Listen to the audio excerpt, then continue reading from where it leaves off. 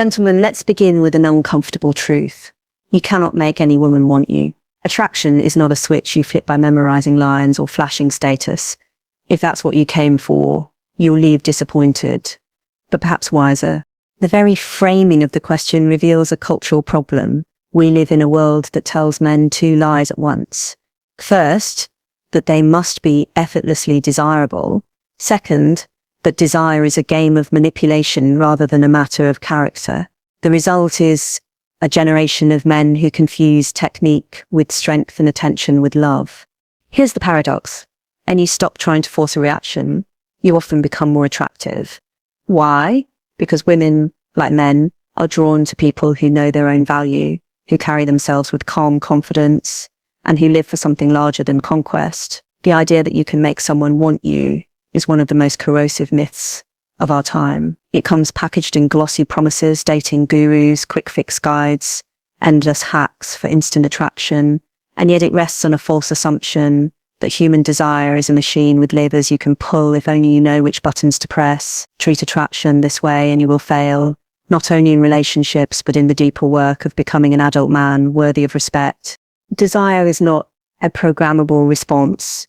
It is not a Pavlovian reflex you can trigger by saying the right words or arranging the right Instagram photo. Women are not mechanisms to be unlocked, nor prizes in a game of social chess. The very language of making someone want you is dehumanizing. It reduces her to an object and you to a manipulator, a dynamic that poisons any relationship before it even begins. There's another reason this myth is so damaging. If you believe you can manufacture attraction, you start to believe the reverse is also true, that if a woman isn't interested, you have failed to push the right buttons. You turn every rejection into a personal indictment. This makes men brittle, desperate, and endlessly anxious. They either spiral into self-loathing or double down on manipulation, trying to refine their technique. Either way, they stop seeing women as real people and themselves as real men. So let's dismantle this idea completely. A woman's interest or lack of it is not a verdict on your worth as a human being. Sometimes she simply isn't attracted, or sometimes she's already in love with someone else. Sometimes she just wants to be left alone. These are not problems to be solved, they're facts to be respected. Trying to bend her will to fit your desire is not confidence, it's coercion. And coercion, however subtly disguised, is always ugly. Here is the paradox. When you stop trying to force attraction, you become more attractive. Women, like men, are drawn to people who have no need to manipulate anyone. A man who knows his own value does not scurry about trying to prove it. He doesn't chase every glance or obsess over every no. He carries himself with the quiet assurance of someone who is complete in himself. This is not some mystical aura, it's the result of real work. You cannot fake it with clever lines or body language tricks. Women are extraordinarily perceptive about sincerity far more than most men realize. If you are insecure, if your life lacks purpose, if you see women primarily as trophies, it will bleed through every interaction, and no amount of surface charm will conceal it. On the other hand, when you invest in becoming a man of substance, when you pursue meaningful work, cultivate deep friendships, train your body, sharpen your mind, and anchor yourself to a clear moral compass, something changes. You stop seeing every woman as a test of your worth. You no longer ask, how do I make her want me? But am I living a life that I myself would admire? Ironically, this shift in focus makes you far more appealing. Why? Because a man who lives for something greater than approval radiates calm strength. He is interesting not because he performs interest, but because he has real depth. His presence says, I am already building something important. You're welcome to walk alongside me, but I don't need to trick you into coming. That kind of man doesn't have to pursue attention. Attention naturally comes to him. But let's be clear, even the best man will not be desired by every woman, and that's as it should be. Romantic freedom means the freedom to say no, even to people of high character. To accept this without resentment is the true mark of confidence. You don't win every battle because you're not fighting battles at all. You're living your life, and those who resonate with it will join you without being coerced. The myth that you can engineer attraction is not only false, It's deeply unworthy of you. It keeps men fixated on tricks instead of truth. It promises control where no control exists. And in doing so, it robs you of the joy of real connection. A relationship worth having is one where desire flows freely, not one where it has been forced or manufactured. So throw away the scripts. Forget the idea that every interaction is a test you can pass with the right performance. Treat women as thinking, feeling individuals, not live as to be pulled. Live with dignity. If someone isn't interested, accept it with grace. And if someone is interested, let it be because of who you genuinely are, not because you learn to impersonate someone else. This isn't a shortcut. It's slower, harder, and more demanding than memorizing a few lines from the internet. But it is also infinitely more rewarding. A woman drawn to the real man you've become will stay drawn long after the performance would have worn thin. In short, you cannot make any woman want you, and you shouldn't try become someone worth wanting, and the right women will see it without you having to prove a thing. Modern culture tells young men to chase attention first and character later, as if admiration is the prize and personal growth merely the price of entry. But admiration without substance is brittle. It cracks at the first sign of pressure. What's far stronger and far rarer is the man who builds himself into someone worth admiring even if no one is watching. Substance is not glamorous, at least not at first. It looks like early mornings when no one is applauding. It looks like doing work that matters, even if it's not instantly rewarded with status. It looks like setting standards for yourself that are higher than anyone else's. When you take this path, you stop living for approval because your life already commands respect by its very nature. Think of a man who disciplines his body not out of vanity, but because he understands that strength and health are foundations of a good life. A man who learns his craft so well that his work speaks louder than his words. A man who cultivates friendships rooted in loyalty and shared purpose rather than convenience. These are not decorative qualities. They're the building blocks of a stable, meaningful existence. Contrast this with the man who chases women without first becoming the kind of man worth chasing. He ends up hollow, restless, and perpetually dissatisfied. If he succeeds at winning attention, it feels empty because it was not earned by anything real. If he fails, he collapses into resentment because he has built his identity on fragile ground. Women are perceptive about these things. You may think you can mask your lack of direction with cleverness, money, or charm, but in time, the truth shows a man without discipline will live in chaos. A man without purpose will radiate neediness, and no amount of surface level polish can hide it. Building substance means pursuing mastery rather than image. It's the difference between reading books to genuinely learn and reading just to quote clever lines at parties. It's the difference between lifting weights to become strong and lifting only to look good in photographs. Real depth is not performance. It's lived experience, earned day by day. What does this look like in practice? It means investing in the basics that every man needs to know were essential. Your work, your health, your courage, your word. You don't need to become rich or famous, but you do need to become competent. A man who can take care of himself, solve problems, and keep his promises is magnetic in a way that no trendy trick can imitate. This kind of man naturally attracts respect, not just from women, but from other men, from colleagues, from anyone who encounters him. He doesn't need to demand it.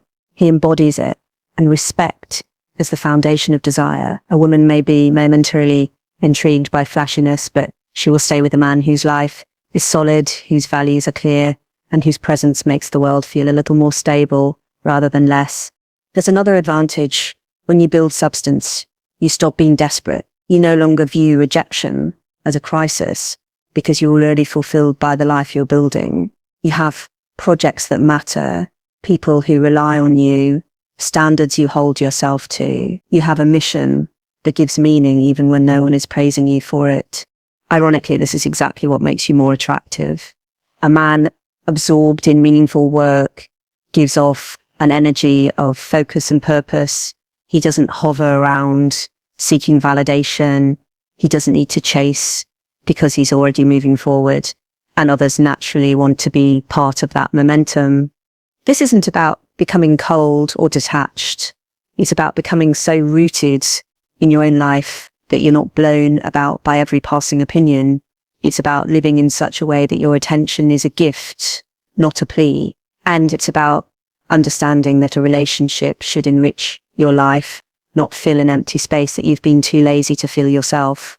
The culture sells an easy alternative, quick image upgrades, surface charisma, social media, posturing, but these are cheap substitutes for the real thing. They don't survive close inspection. A woman who spends real time with you will see very quickly whether you're a man who has direction or a man pretending to have it. Building substance is slower, harder, and less instantly gratifying. It means turning off distractions to develop skills. It means enduring boredom and frustration while you learn to do difficult things well. It means saying no to temptations that offer quick pleasure but long-term weakness. But the reward is worth it. You become the kind of man who doesn't have to announce his worth because it's evident in how you live. Your words carry weight because they're backed by action. Your presence commands respect because you respect yourself enough to do the hard work no one sees. And when women notice you, as they inevitably will, their interest will be genuine, not manufactured. It won't be because you game them into it. It will be because they can sense that you are steady, capable, and directed. A man with substance doesn't have to persuade anyone he's valuable. He simply is. In short, stop worrying about how to make women want you. Start building a life you would be proud of, even if no woman ever looked your way. Do that and you'll find you rarely have to do the chasing, because people are drawn to men who already know where they're going. So much of modern dating advice treats women as puzzles to be solved rather than people to be known. The language gives it away. How do I get her? What trick works? What do women want? It's as if a woman's interest is a lock you need to pick with the right sequence of compliments, the right stance, the right timing. But when you start treating someone like a target rather than a person, you lose not only her respect, you lose your own.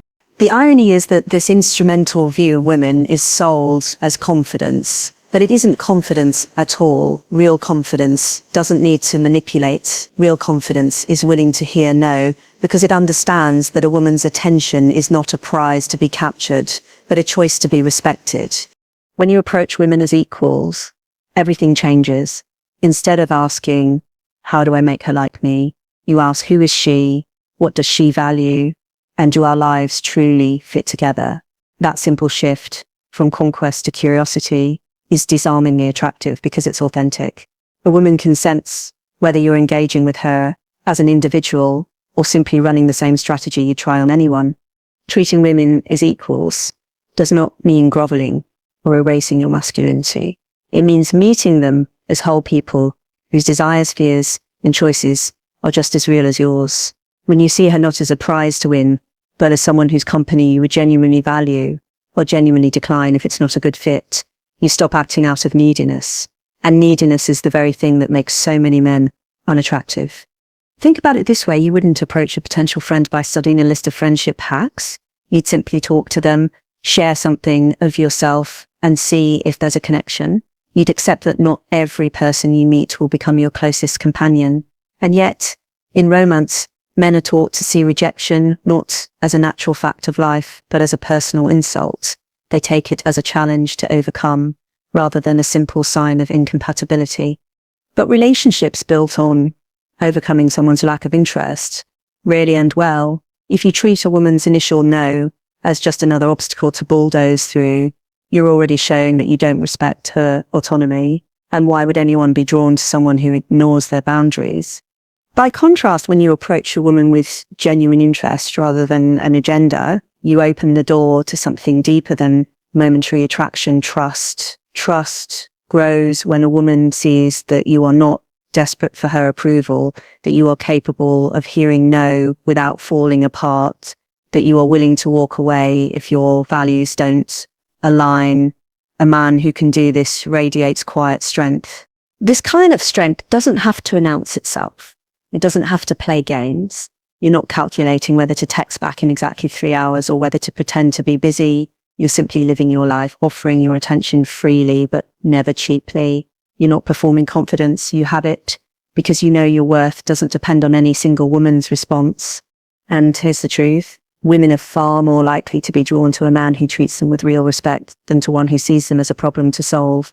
They can tell whether your attention is genuine or transactional. They can tell whether you see them as individuals or just as female-shaped rewards. When a woman senses that you're interested in her as a person, not just as a body or a boost to your ego, her guard naturally lowers. Treating women as equals also frees you from bitterness. And if you don't see attraction as something you're entitled to, you won't resent women for withholding it.